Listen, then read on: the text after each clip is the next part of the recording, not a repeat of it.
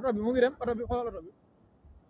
oto bi ndox maa ngi koy yóbbu de fii la xewee ngor la de mu ne ko fii la xewee ngor oto baag oto lamb ba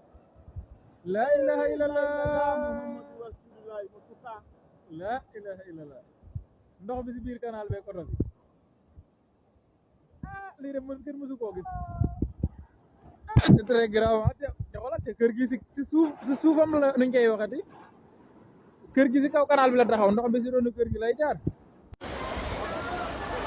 baa ngi demee kamane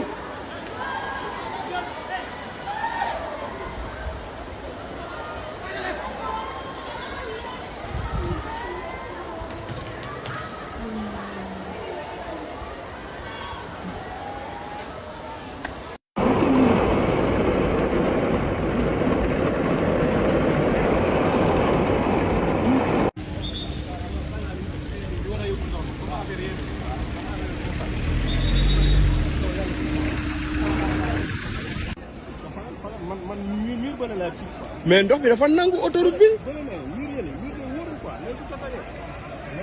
bi il oto yëpp a taxaw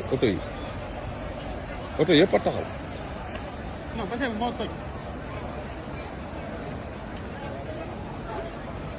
lii c'est pas normal hein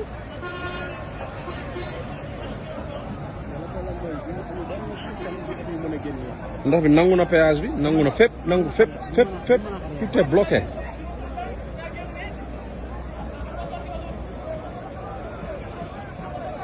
avec ça nooy demee